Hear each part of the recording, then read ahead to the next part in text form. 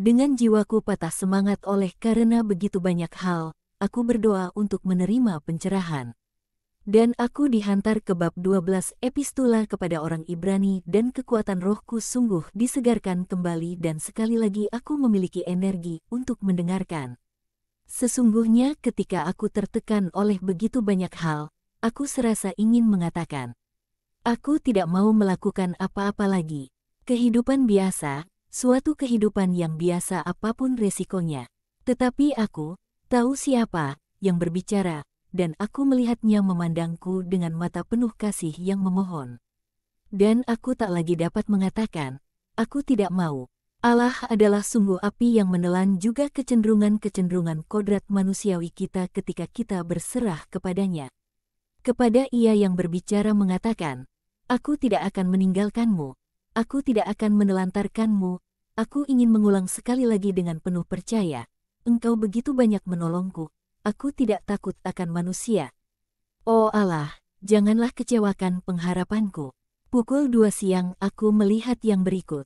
Yesus sedang berjalan menyusuri sebuah jalanan kecil. Sebuah jalan setapak di antara dua padang. Ia seorang diri. Yohanes bergerak menghampirinya melalui sebuah jalan setapak lain di padang dan pada akhirnya ia bertemu dengannya melalui sebuah celah pada pagar tanam-tanaman. Yohanes, baik dalam penglihatan kemarin maupun penglihatan sekarang tampak sangat muda. Wajahnya kemerahan dan tanpa jenggot, warna kulit terang seorang pemuda, yang sulit dapat disebut sebagai seorang laki-laki dewasa. Tak ada tanda-tanda kumis ataupun jenggot, melainkan hanya kehalusan pipinya yang kemerahan. Bibirnya yang merah, dan senyum cemerlang serta penampilannya yang murni, bukan karena warna biru kehijauan matanya, melainkan karena kejernihan jiwa perawannya yang terpancar melalui matanya. Rambutnya yang panjang lembut berwarna pirang kecoklatan berayun-ayun di setiap langkah sementara ia berjalan nyaris secepat jika ia berlari. Ketika ia hendak melewati pagar tanam-tanaman, ia berseru, "Guru." Yesus berhenti dan berpaling sembari tersenyum. "Guru, aku begitu merindukanmu. Orang-orang di rumah di mana engkau tinggal mengatakan kepadaku bahwa engkau telah pergi menuju desa. Tetapi mereka tidak mengatakan di mana. Aku takut bahwa aku mungkin tidak akan bertemu denganmu." Sementara berbicara, Yohanes menundukkan kepalanya sedikit, tanda hormat. Dan meski begitu, ia penuh kasih sejati, baik dalam sikapnya maupun dalam matanya. Yang ia arahkan kepada Yesus, dengan kepalanya masih dengan lembut miring ke bahunya. "Aku melihatmu sedang mencariku dan aku datang kepadamu. Engkau melihatku, di manakah engkau, Guru?" "Di sana," dan Yesus menunjuk ke sekelompok pepohonan nun jauh, yang, dari warna dedaunannya, dapat aku katakan pohon-pohon zaitun. "Aku ada di sana. Aku tadi sedang berdoa, dan merenungkan apa yang hendak aku katakan sore ini di sinagoga. Tetapi aku datang begitu aku melihatmu. Tapi bagaimanakah engkau dapat melihatku? Jika aku nyaris tak dapat melihat tempatnya yang tersembunyi di balik pagar tanam-tanaman itu. Dan meski begitu, kau lihat, aku di sini. Aku datang untuk menemuimu sebab aku melihatmu. Apa yang tak bisa dilakukan mata, bisa dilakukan kasih. Ya, kasih bisa. Jadi, kau mengasihiku, Guru. Dan apakah kau mengasihi aku, Yohanes, anak Zebedes?" "Sangat, Guru. Aku pikir aku telah selalu mengasihimu. Sebelum bertemu denganmu, lama sebelumnya, jiwaku mencari engkau, dan ketika aku melihatmu, jiwaku berkata kepadaku, ini dia yang kau cari. Aku pikir aku bertemu denganmu, sebab jiwaku mengenalimu." "Kau mengatakannya, Yohanes, dan apa yang kau katakan adalah benar. Aku juga datang kepadamu sebab jiwaku mengenalimu. Sampai berapa lamakah kau akan mengasihi aku? Untuk selamanya, Guru. Aku tak lagi ingin mengasihi siapapun selain engkau. Kau punya bapa dan ibu, saudara-saudara lelaki dan saudara-saudara perempuan. Kau memiliki hidupmu, dan dengan hidupmu, kau dapat memiliki seorang perempuan dan cinta. Bagaimanakah kau akan dapat meninggalkan itu semua demi aku? Guru, aku tidak tahu. Tetapi aku pikir, jika ini bukanlah suatu kesombongan untuk dikatakan, bahwa cinta kasihmu akan menggantikan tempat bapa dan ibu, saudara-saudara lelaki dan saudara-saudara perempuan, dan juga seorang perempuan. Aku akan mendapatkan ganti rugi untuk semuanya. Jika engkau mengasihi aku, dan jika kasihku harus mengakibatkan penderitaan dan aniaya atasmu, itu tidak akan ada artinya, jika engkau mengasihi aku. Dan pada hari aku harus mati. Tidak, engkau masih muda, Guru. Mengapa mati? Sebab Mesias telah datang untuk mewartakan hukum dalam segala kebenarannya dan untuk menggenapi penebusan. Dan dunia membenci hukum dan tidak menginginkan penebusan. Oleh karenanya mereka menganiaya para utusan Allah. Oh, jangan pernah itu terjadi, janganlah katakan ramalan akan kematian kepada dia yang mengasihimu. Tapi andai engkau harus mati, aku masih akan tetap mengasihimu. Izinkanlah aku untuk mengasihimu.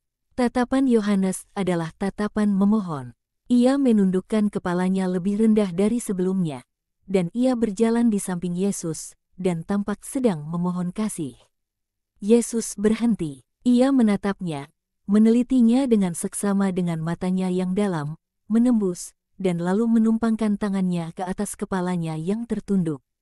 Aku ingin kau mengasihi aku. Oh, Guru. Yohanes bahagia, meski matanya berkilau-kilau karena air mata. Mulut mudanya yang berbentuk indah itu tersenyum. Ia meraih tangan ilahi itu, mencium punggung tangannya, dan menekankannya ke hatinya. Mereka melanjutkan perjalanan kembali. Kau katakan kau mencariku, ya, untuk mengatakan kepadamu bahwa sahabat-sahabatku ingin bertemu denganmu, dan karena, oh, betapa aku rindu untuk bersama denganmu lagi. Aku meninggalkanmu hanya beberapa jam yang lalu, tapi aku tak lagi dapat tanpamu. Apakah karenanya kau telah menjadi seorang pewarta sabda yang baik? Juga Yakobus, Guru, berbicara tentang engkau sedemikian rupa, demi meyakinkan mereka. Jadi dia yang tidak percaya, dan tidak patut dipersalahkan sebab sikap kehati-hatiannya adalah karena kebijaksanaan, sekarang menjadi percaya. Marilah kita pergi dan memberinya keyakinan penuh. Dia agak takut. Jangan takut kepadaku. Aku telah datang untuk orang-orang baik dan terlebih lagi untuk mereka yang berada di jalan yang salah. Aku ingin menyelamatkan manusia, bukan menghukum mereka. Aku akan penuh kerahiman terhadap orang-orang yang jujur, dan terhadap para pendosa, juga orang-orang yang tidak jujur. Yang aku maksudkan adalah mereka yang tidak jujur secara rohani dan dengan munafik mereka berpura-pura baik, namun sebenarnya mereka melakukan perbuatan-perbuatan jahat. Dan mereka melakukan yang demikian, dan sedemikian rupa demi keuntungan mereka sendiri dan untuk mendapatkan keuntungan atas sesama mereka. Aku akan bersikap keras terhadap mereka. Oh, jadi, Simon, tidak perlu khawatir. Tidak ada orang yang setia sepertinya. Itulah apa yang aku sukai, dan aku ingin kalian juga demikian. Simon ingin mengatakan kepadamu banyak hal. Aku akan mendengarkannya setelah berbicara di sinagoga. Aku meminta mereka untuk memberitahu orang-orang miskin dan orang-orang sakit di samping orang-orang kaya dan sehat. Mereka semua membutuhkan Injil. Mereka dekat desa. Beberapa anak sedang bermain-main di jalanan dan salah seorang dari mereka menghambur ke kaki Yesus dan pasti akan terjatuh andai ia tidak cepat menangkapnya. Meski begitu kanak-kanak itu menangis juga, seolah ia telah terluka dan Yesus, yang menggendongnya dalam pelukannya, mengatakan, seorang Israel yang menangis? Apa yang telah dilakukan ribuan anak-anak yang sekarang sudah menjadi dewasa, pada waktu melintasi padang gurun bersama Musa? Dan meski begitu, Allah yang Maha Tinggi mengirimkan mana yang manis lebih kepada mereka, daripada kepada yang lain, sebab ia mengasihi anak-anak yang tak berdosa dan memelihara para malaikat kecil di bumi ini, burung-burung kecil tanpa sayap ini, sama seperti ia memelihara burung-burung pipit di hutan dan di kota. Apa kau suka madu? Ya, baiklah.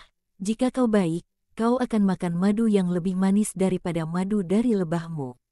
Di mana, kapan, ketika, sesudah hidup setia kepada Allah, kau akan pergi kepadanya. Aku tahu bahwa aku tak dapat ke sana terkecuali jika Mesias datang. Ibuku mengatakan bahwa sekarang, kita di Israel, adalah bagai banyak Musa dan kita mati dengan melihat tanah terjanji. Ibuku mengatakan bahwa kita di sana, menunggu untuk masuk, dan bahwa hanya Mesias yang akan membuat kita masuk. Betapa seorang Israel kecil yang cerdas. Baik, aku katakan kepadamu bahwa apabila kau mati, kau akan pergi ke Firdaus seketika. Sebab Mesias akan telah membuka gerbang-gerbang surga. Tapi kau harus baik, Mama. Mama, kanak-kanak itu meluncur dari lengan Yesus dan berlari menuju seorang perempuan muda yang tengah memasuki rumahnya dengan membawa sebuah ampora tembaga. Mama, Rabi yang baru itu mengatakan kepadaku bahwa aku akan pergi ke Firdaus begitu aku mati dan aku akan makan begitu banyak madu jika aku baik. Aku akan menjadi anak yang baik. Kiranya Allah mengabulkannya. Maafkan aku, Guru, jika dia merepotkanmu. Dia begitu hidup, yang tak berdosa tidaklah merepotkan, perempuan. Semoga Allah memberkatimu. Sebab kau adalah seorang ibu yang membesarkan anak-anaknya dalam pengetahuan akan hukum. Perempuan itu tersipu sebab dipuji dan menjawab, kiranya berkat Tuhan bersamamu juga. Dan dia menghilang bersama kanak-kanak kecilnya. Apakah engkau suka anak-anak, Guru? Ya, aku suka, sebab mereka murni, tulus, dan penuh cinta kasih. Apakah engkau punya keponakan, Guru? Aku punya. Tapi bundaku, dalam dia ada kemurnian, ketulusan, kasih dari kebanyakan anak-anak yang kudus, bersama dengan kebijaksanaan, keadilan dan kekuatan orang-orang dewasa. Aku memiliki segalanya dalam bundaku, Yohanes. Dan kau meninggalkannya, Allah di atas segalanya adalah juga bunda yang terkudus. Akankah aku bertemu dengannya? Ya, kau akan bertemu dengannya. Dan apakah ia akan mengasihi aku? Ia akan mengasihimu sebab ia mengasihi siapa saja yang mengasihi Yesusnya. Jadi, engkau tidak punya saudara? Aku punya beberapa keponakan dari pihak suami bundaku. Tetapi setiap orang adalah saudaraku, dan aku telah datang bagi semua orang. Sekarang kita di sinagoga, aku akan masuk, dan kau akan menggabungkan diri denganku bersama sahabat-sahabatmu. Yohanes pergi dan Yesus menuju sebuah ruangan berbentuk kubus dengan tatanan lazimnya berupa lampu-lampu segitiga dan mimbar-mimbar dengan gulungan-gulungan perkamen. Sudah ada himpunan orang yang menanti dan berdoa. Yesus juga berdoa. Orang-orang berbisik dan berkomentar di belakangnya, sementara ia membungkuk ke kepala sinagoga, menyapanya, dan meminta sebuah gulungan secara acak. Yesus memulai pelajarannya. Ia mengatakan, Roh membimbingku untuk membaca hal yang berikut bagi kalian. Pada bab 7 kitab Yeremia, kita baca, Yahweh Sabaoth, Allah Israel, bersabda, perbaikilah tingkah langkahmu dan perbuatanmu, maka aku mau diam bersama-sama kamu di tempat ini. Janganlah percaya kepada perkataan dusta yang berbunyi, ini bait Yahweh, bait Yahweh, bait Yahweh. Melainkan jika kamu sungguh-sungguh memperbaiki tingkah langkahmu dan perbuatanmu, jika kamu sungguh-sungguh melaksanakan keadilan di antara kamu masing-masing, tidak menindas orang asing, yatim dan janda, tidak menumpahkan darah orang yang tak bersalah di tempat ini dan tidak mengikuti Allah lain yang menjadi kemalanganmu sendiri, maka aku mau diam bersama-sama kamu di tempat ini, di tanah yang telah kuberikan kepada nenek moyangmu, dari dahulu kala sampai selama-lamanya. Dengarkanlah, Israel, aku ada di sini untuk menerangkan kepada kalian sabda terang, yang tak lagi dapat dilihat atau dimengerti oleh jiwa kalian yang suram. Dengarkanlah, ada banyak tangis di tanah umat Allah. Orang-orang lanjut usia menangis mengenang kemuliaan di masa lampau. Orang-orang dewasa menangis karena mereka terhimpit di bawah kuk. Anak-anak menangis karena mereka tak memiliki prospek kemuliaan di masa mendatang. Akan tetapi kemuliaan dunia bukan apa-apa dibandingkan kemuliaan yang tak dapat direnggut oleh seorang penindas pun, terkecuali mammon dan kehendak jahat. Mengapakah kalian menangis? Sebab yang Maha Tinggi, yang selalu baik terhadap umatnya, sekarang telah memalingkan mukanya ke tempat lain dan tak lagi membiarkan anak-anaknya melihat wajahnya. Apakah ia bukan lagi Allah yang membelah laut dan membuat Israel menyeberanginya dan memimpin umat melalui padang gurun dan memberi mereka makan? Dan membela mereka dari para musuh mereka, dan agar mereka tidak sampai kehilangan jalan ke surga, ia memberikan hukum bagi jiwa mereka, seperti ia telah mengirimkan awan-awan atas tubuh mereka. Apakah ia bukan lagi Allah yang membuat manis air dan mengirimkan mana kepada anak-anaknya yang kelelahan? Apakah ia bukan Allah yang menghendaki kalian diam di tanahnya dan membuat suatu persekutuan dengan kalian seperti seorang bapa dengan anak-anaknya? Baik, jadi, mengapakah orang-orang asing telah menyerang kalian? Banyak di antara kalian bergumam, dan padahal bait Allah ada di sini. Tidaklah cukup sekedar memiliki bait Allah dan datang dan berdoa kepada Allah di dalamnya. Bait pertama adalah dalam hati setiap orang dan disitulah doa-doa kudus hendaknya dipanjatkan. Tapi sebuah doa tak dapat kudus terkecuali hati pertama-tama mengubah jalan hidupnya dan dengan hatinya orang juga mengubah kebiasaan, cinta kasih, kaidah-kaidah keadilan terhadap orang-orang miskin, para hamba, sanak saudara dan Allah. Sekarang lihat, aku melihat orang-orang kaya yang keras hati yang memberikan banyak persembahan kepada bait Allah, namun mereka tak pernah mengatakan kepada seorang miskin, "Saudara, ini sepotong roti dan sekeping uang.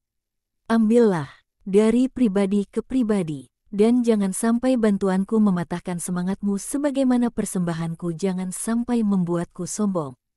Aku melihat orang-orang yang, dalam doa-doa mereka, mengeluh kepada Tuhan karena Ia tidak mendengarkan doa-doa mereka dengan segera. Lalu ketika seorang miskin yang malang, kerap kali seorang sanak, mengatakan kepada mereka, "Sudi dengarkanlah aku," mereka menjawab tanpa perasaan, "Tidak. Aku melihat kalian menangis sebab uangmu diperas oleh penguasa kalian. Tapi kemudian kalian memeras darah mereka yang kalian benci dan kalian tidak dikuasai kengerian ketika kalian menumpahkan darah dan mengambil nyawa dari satu tubuh. Oh Israel, saat penebusan telah tiba, persiapkanlah jalan baginya dalam hati kalian dengan kehendak baik. Bersikaplah jujur, baik, saling mengasihi satu sama lain. Mereka yang kaya janganlah memandang rendah mereka yang miskin. Para pedagang janganlah menipu. Mereka yang miskin janganlah merasa iri terhadap mereka yang kaya. Kalian semua saudara, dan kalian milik satu Allah. Kalian semua dipanggil pada satu masa depan. Janganlah dengan dosa-dosa kalian menutup surga yang akan dibukakan Mesias bagi kalian. Apakah kalian telah sesat sebegitu jauh? Jangan sesat lagi. Tinggalkan segala kesalahan. Hukum itu sederhana, mudah dan baik sepanjang ia kembali ke 10 perintah Allah yang asli, yang diterangi oleh kasih yang terang. Datanglah, aku akan menunjukkan kepada kalian apa saja itu, kasih, kasih, kasih. Kasih Allah kepada kalian, kasih kalian kepada Allah. Kasihilah sesamamu, selalu kasih, sebab Allah adalah kasih, dan mereka yang tahu bagaimana mengamalkan kasih adalah anak-anak Bapa. Aku ada di sini untuk semua orang, dan untuk memberikan kepada semua orang terang Allah. Inilah sabda Bapa yang menjadi makanan bagi kalian. Datanglah, cicipilah, ubahlah darah roh kalian dengan makanan ini.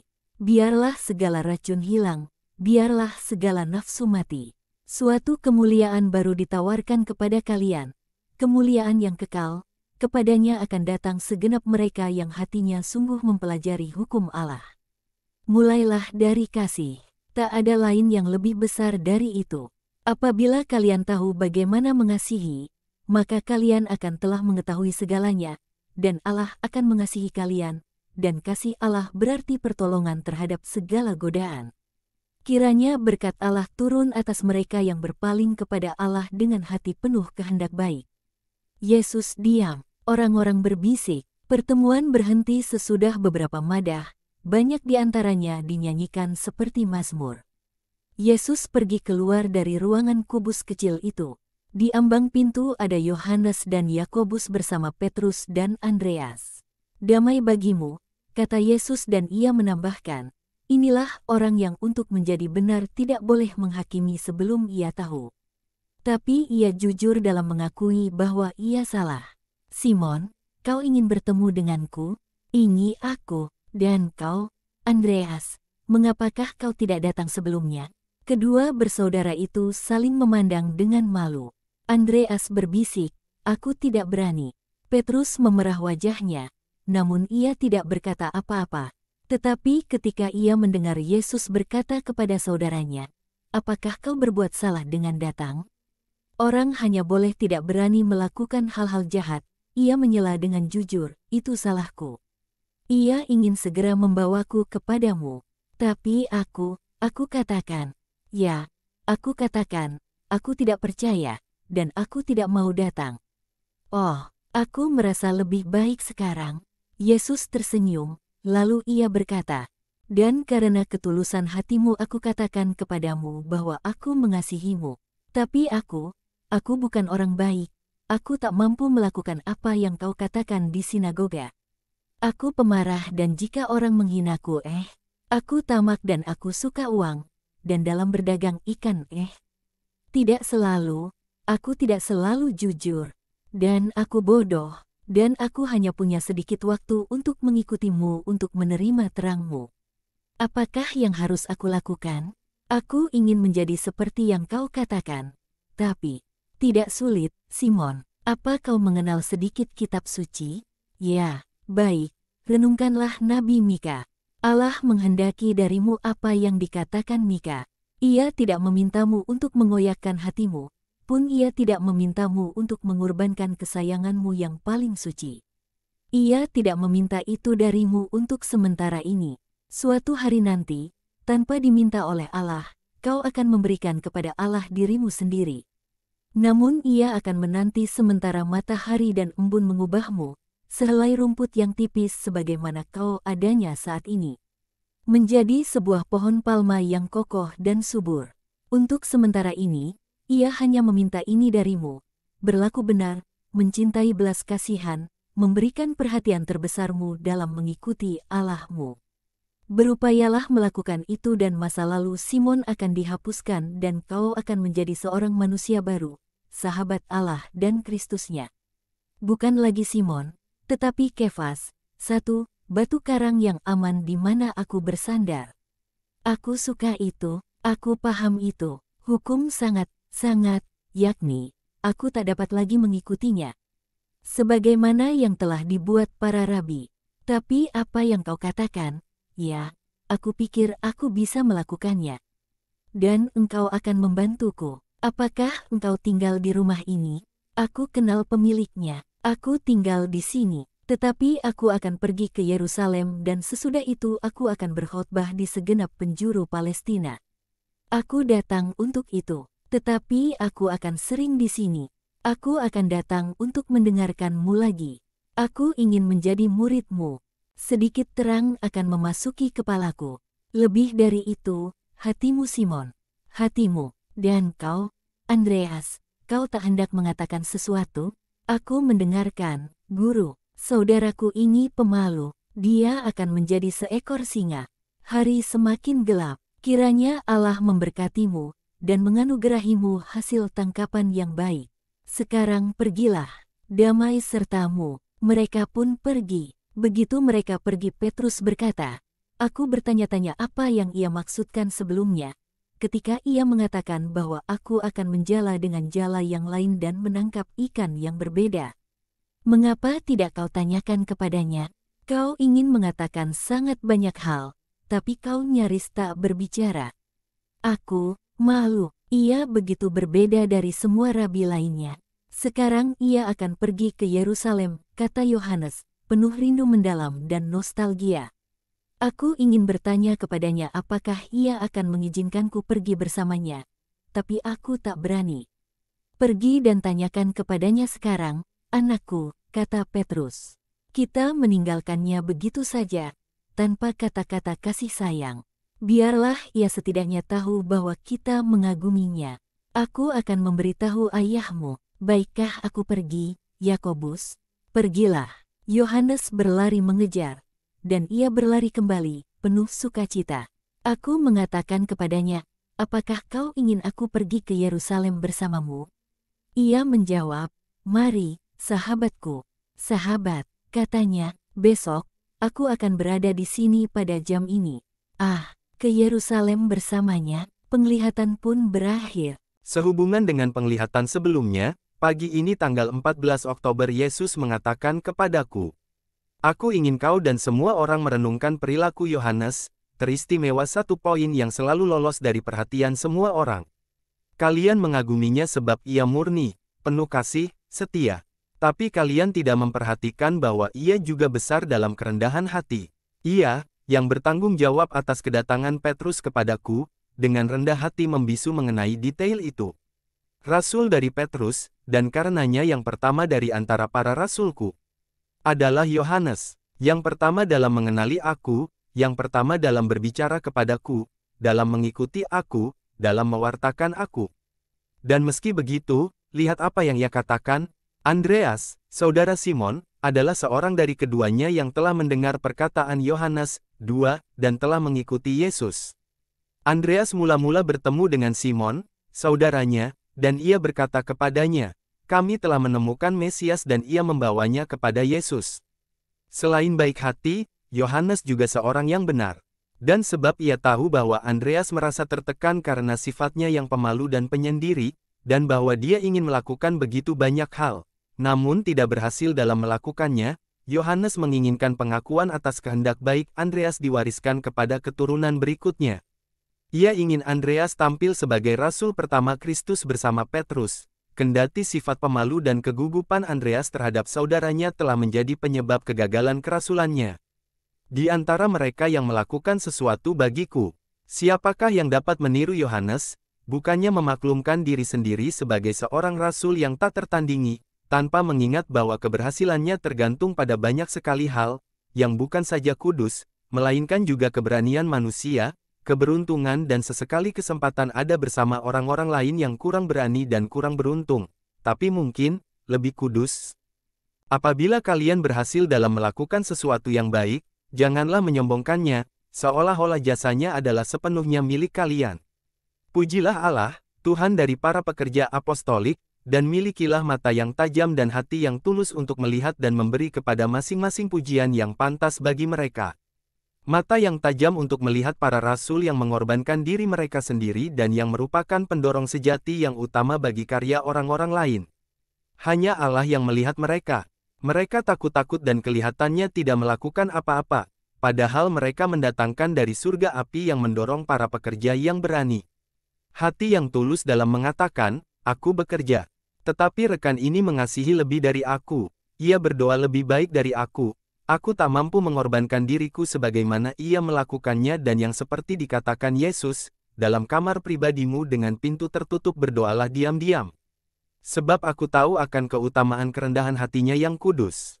Aku ingin hal itu diketahui dan berkata, aku adalah alat yang aktif, dia adalah kekuatan yang mengilhamiku, sebab dia bersatu dengan Allah, dia adalah saluran energi surgawi bagiku. Dan berkat Bapa, yang turun untuk mengganjari orang yang rendah hati itu, yang secara diam-diam mengorbankan diri demi memberi kekuatan kepada para rasul, akan turun juga atas rasul yang dengan tulus mengakui baik pertolongan adikodrati maupun pertolongan tersembunyi dari dia yang rendah hati, dan jasa-jasanya yang tak diperhatikan oleh orang-orang yang picik.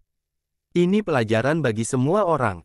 Apakah dia kesayanganku? Ya. Bukankah dia menyerupai aku juga dalam hal ini, murni, penuh kasih, taat, tapi juga rendah hati. Aku melihat diriku sendiri dalam dirinya seperti pada sebuah cermin dan aku bisa melihat keutamaan-keutamaanku dalam dirinya. Sebab itu aku mengasihinya seperti diriku yang lain. Aku dapat melihat dalam dirinya tatapan Bapakku, yang menganggapnya sebagai Kristus kecil. Dan bundaku akan mengatakan kepadaku, aku merasa seolah dia adalah putra keduaku. Aku seperti melihatmu, direproduksi dalam diri seorang manusia. Oh, betapa baiknya yang penuh kebijaksanaan mengenalmu, terkasihku. Kedua duka dari hati kalian yang murni bercampur menjadi satu selubung saja demi membentuk suatu perlindungan kasih bagiku, dan keduanya menjadi satu kasih saja, bahkan sebelum aku memberikan bundaku kepada Yohanes dan Yohanes kepada bundaku. Mereka saling mengasihi satu sama lain sebab mereka menyadari bahwa mereka serupa, anak-anak dan saudara-saudara dari Bapa dan dari Putra. 1. Kefas artinya batu karang, lihat Yohanes 1, 42. 2. Yakni, Yohanes Pembaptis.